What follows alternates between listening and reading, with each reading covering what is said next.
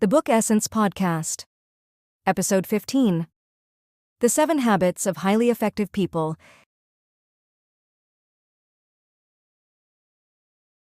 Ever feel like you're spinning plates trying to keep, work and family and everything in balance? Oh, yeah. Today, we are diving deep into the 7 habits of highly effective people. Okay. Not to, add more plates to spin, Right. but to give you a system, a framework for Yeah. handling it all with more grace than, like a plate spinning pro. Mhm. So we'll be exploring these core ideas from a great summary we found of Stephen Covey's book. And it's interesting because right off the bat, Covey kind of challenges this idea of quick fixes or hacks, Yeah. that so much self-help is focused on. Yeah. He argues for something much deeper. Yeah. He calls it the inside-out approach. Right. It's like before you can change your actions, you have to shift your inner self. Precisely. And he contrasts this with what he calls the personality ethic, which is all about outward appearances and maybe even manipulating situations to your advantage. Oh, okay. Sure, it might get you some short-term wins, but Covey believes it's ultimately hollow. Interesting.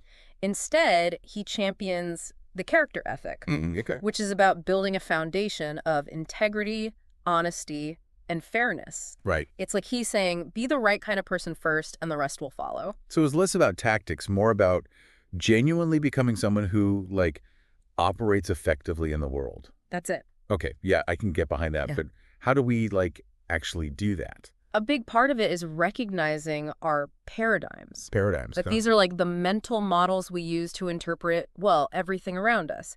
And Covey uses this great story about a paradigm shift he experienced on a subway. Yeah.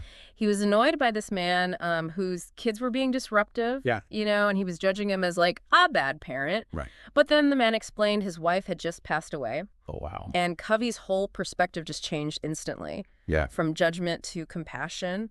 That's so relatable. I've totally been there, making snap judgments without the full picture. It makes you realize how easily we can misinterpret things.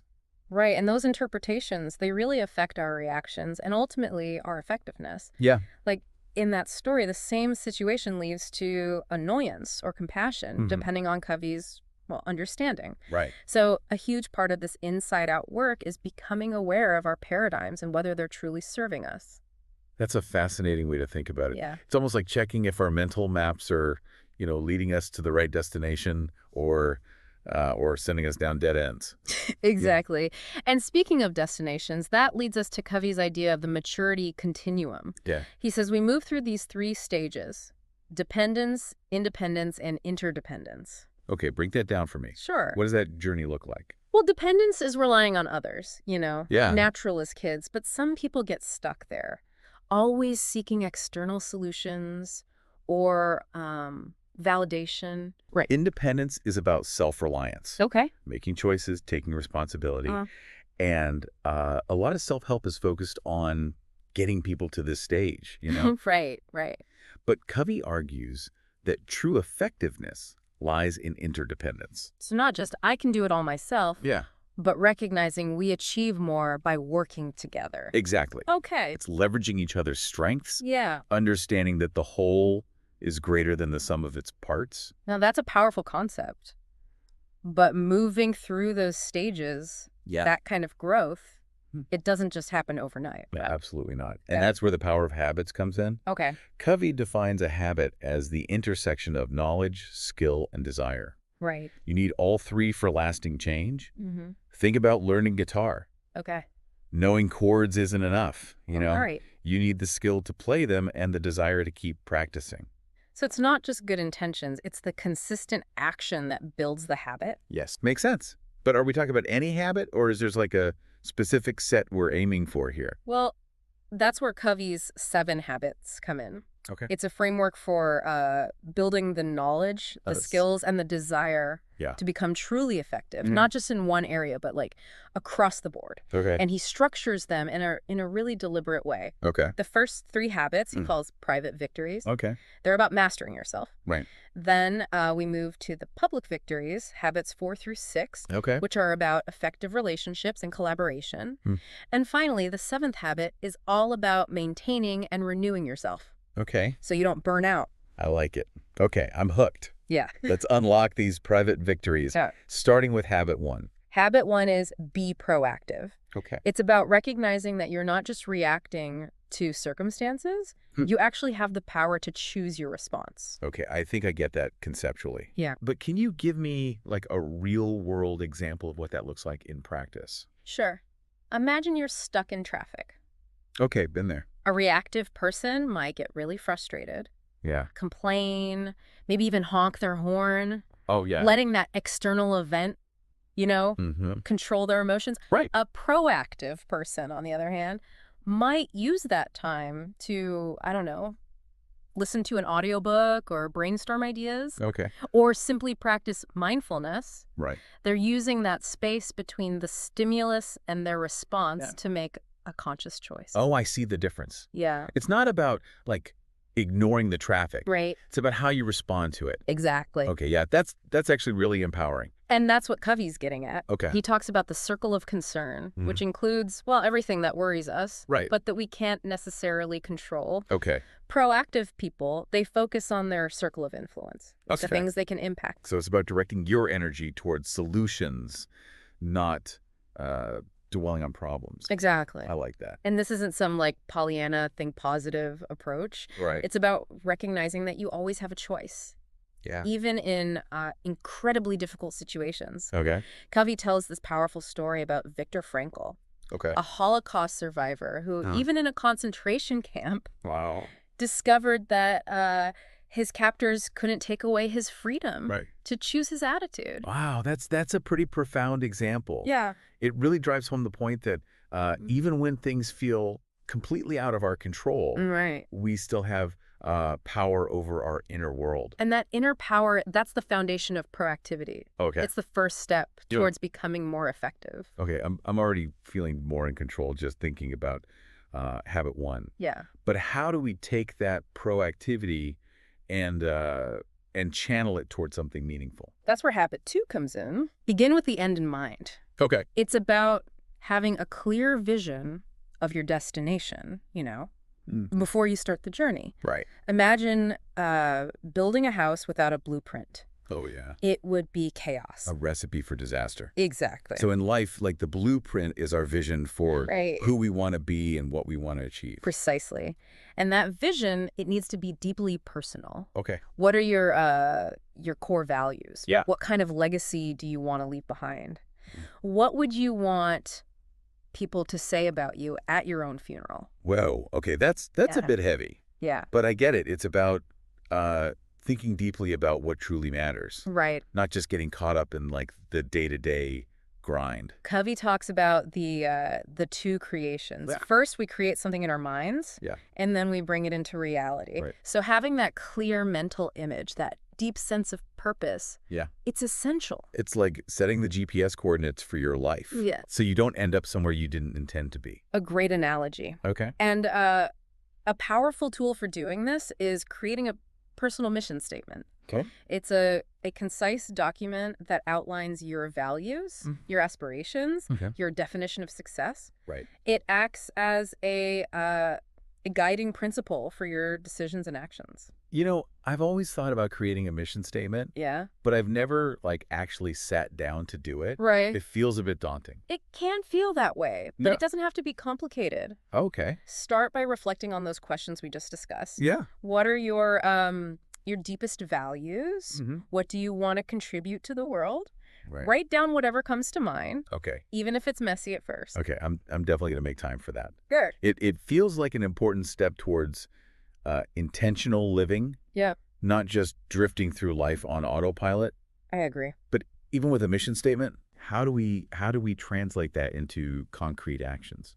That's where habit 3 comes in. Okay. But first things first. Okay. It's about time management, Go ahead. but not just in the sense of being busy. Right. It's about prioritizing the activities that truly align with your mission and your goals. Because I think we've all had those days where we're like running around like crazy, Yeah, but don't feel like we actually accomplished anything meaningful. right. Yeah. Covey introduces this tool called the time management matrix, Okay. which divides tasks into 4 quadrants Right. based on urgency and importance. Okay. I'm picturing a grid here. Yeah. Walk me through it. So quadrant 1 is for things that are both urgent and important, Okay. like deadlines, crises, Right. Yeah. pressing problems. Right. These are the things that often demand our immediate attention. The firefighters of our to-do list. Exactly. Yeah, okay. Quadrant 2 is for tasks that are important, but not urgent. Okay. This includes things like long-term planning, Right. relationship building, personal development. Okay. These activities are crucial Yeah. for long-term success and fulfillment, but often get pushed aside Right. because they don't have an immediate deadline. So that's where I'm probably going wrong. Yeah. I tend to get like sucked into the urgent stuff Mm-hmm. and neglect the important but not urgent tasks. The common trap. Yeah. But here's the key. Go on. Covey argues that highly effective people prioritize quadrant 2. Okay. They're not constantly fighting fires. Right. They're proactively creating the life they want. So it's about being strategic with your time and energy. Yes. Making sure you're investing in the things that truly matter. Exactly. Okay. And this involves being willing to say no Right. to distractions or commitments that don't align with your goals, Yeah. even if they seem urgent. Okay. It also involves delegating effectively. Right. So you can free up your time for those quadrant 2 activities. Okay. I'm starting to see how these first 3 habits like build on each other. Mm-hmm. It's like creating a foundation Yes. for a truly effective life. Yeah. Starting with your inner self, Right. your vision, Yeah. and then how you manage your time and energy. Exactly. But how do we take all of this and apply it to our relationships with others? Okay, so we've laid the groundwork with those private victories. Right.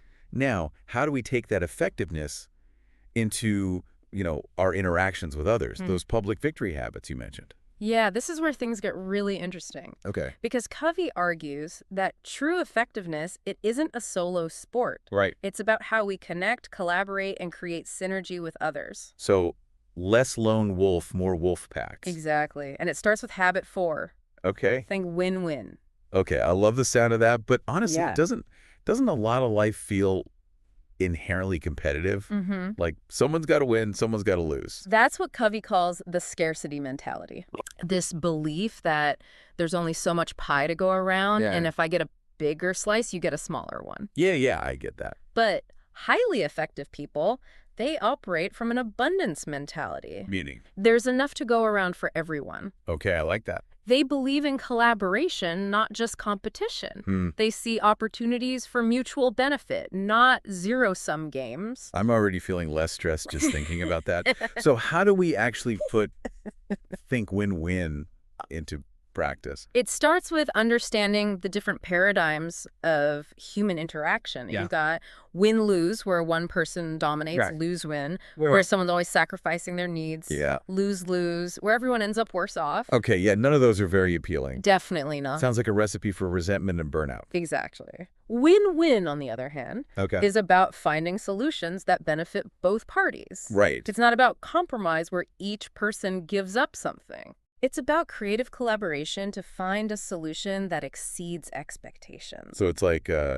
finding that sweet spot where everyone feels good about the outcome. Yes, it's about mutual benefit Oh, and creating value for everyone involved. I like it. And it requires a few key ingredients: integrity, maturity, and that abundance mentality we talked about. So win-win isn't just a negotiation tactic. It's like a whole mindset. Exactly. It's about building trust, Okay. approaching interactions with a spirit of cooperation, Right. not trying to manipulate or outsmart the other person. Okay, yeah, I'm totally on board with think win-win. Good. It just feels better. Mhm. But how do we make sure we're truly understanding the other person's perspective so we can actually find those win-win solutions? That's where habit 5 comes in. Okay. Seek first to understand, then to be understood. Right. This one is all about communication, but Yeah. not just talking. Okay. It's about deep, empathetic listening.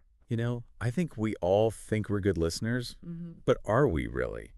Covey would argue that most of us listen with the intent to reply, Right. not to truly understand. Oh, I'm so guilty of that. Yeah. My mind's already racing ahead thinking about what I'm going to say next. It's a common trap. Yeah. We jump in with advice or judgments or our own experiences Right. without really taking the time to grasp the other person's perspective. So we're not really hearing them. We're just waiting for our turn to talk. Unfortunately, that's often the case, Yeah. but there's a better way. It's Oh. called empathic listening. Okay, yeah, I've heard that term before, but what does it actually look like in practice? Like, what are the steps? It involves 4 levels. Okay. First, listen to the content, the actual words being said. Right. Then pay attention to the emotions behind the words, So- the tone of voice, the body language, the underlying feelings. So it's like listening with your whole being, not just your ears.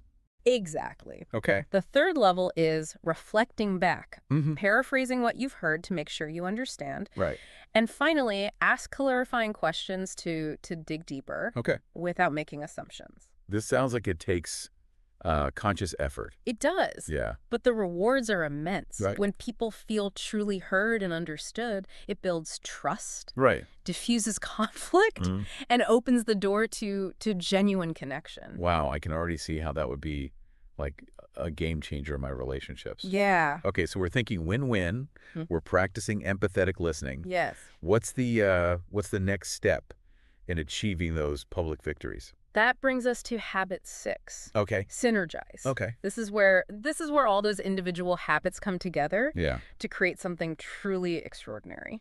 What exactly do you mean by synergy? Synergy is the idea that the whole is greater than the sum of its parts. It's like when a team of talented individuals comes together Mm-hmm. and achieves something far beyond what any of them could have done alone. I'm thinking of like the Beatles Yeah. or a championship sports team Right. where the combined talent and energy Mm-hmm. creates something like magical. Exactly. Yeah. Synergy happens when we value and leverage our differences, Okay. not just tolerate them.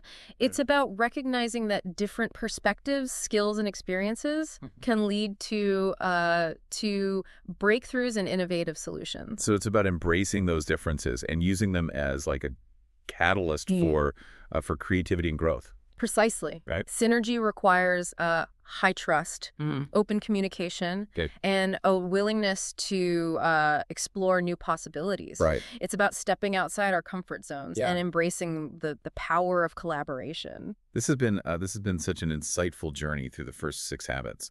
But I have to admit, it feels like a lot to maintain. Right. How do we keep all this momentum going without burning ourselves out? That's where the final habit comes in. Okay. Habit 7, Right. sharpen the saw. Okay. It's all about renewal and self-care. So it's like taking a break from all this self-improvement. It's more than just a break. Okay. It's about continuously investing in yourself. Right. Physically, mentally, emotionally, and spiritually Right. to ensure you have the energy and resilience to keep practicing all the other habits. Like making sure you're running on a full tank. Yes, So you can keep going the distance. exactly. Physical renewal means taking care of your body Right. through exercise, Yeah. healthy eating, All right. getting enough sleep. Makes sense. Can't pour from an empty cup, as they say. Right. Mental renewal Yeah. involves stimulating your mind Duh. through reading, Right. learning new skills, or engaging in thought-provoking conversations. Keeping that brain sharp. Yeah. Okay. Emotional renewal Yeah. is about nurturing your relationships, Okay. practicing empathy, Right. and managing stress effectively. So it's about tending to our inner world as much as our outer world. Absolutely. Okay. And finally, spiritual renewal Yeah. is about connecting with your values, Mm-hmm. finding meaning and purpose in life, Right. whether that's through meditation, All right. spending time in nature, Mhm. or engaging in activities that bring you joy. Wow. This last habit really ties everything together. It does. It's like the foundation for sustainable growth and effectiveness. It is. It's about creating a lifestyle that supports your well-being. Right. You can continue to show up as your best self in all areas of your life. This deep dive has been truly eye-opening. I Yeah. feel like I have a whole new framework Mm-hmm. for approaching life's challenges and achieving my goals. Yeah. But I also know that that change doesn't happen overnight. You're absolutely right. It's a journey, not a destination. That's it. So for our listeners who are feeling inspired Mm-hmm. to implement the 7 habits, Yeah. what's one small step they can take today to start sharpening their saw? It's a great question. It could be as simple as taking a 20-minute walk in nature, Okay. reading a chapter of an inspiring book, Right. or having a heartfelt conversation with a loved one. I love that. Small, consistent actions can lead to big transformations. Exactly. The key is to make a conscious choice to invest in yourself and your well-being. Well, thank you so much for sharing your insights on the 7 habits. My pleasure. It's been an absolute pleasure diving deep with you. The pleasure was all mine. And remember, dear listeners, effectiveness isn't about achieving some arbitrary level of success. It's about living a life that's aligned with your values and making a positive impact on the world around you. So go out there and be the change you want to see. Beautifully said. On that note, we'll leave you to ponder the 7 habits and discover how they can transform your own life. Until next time, keep diving deep.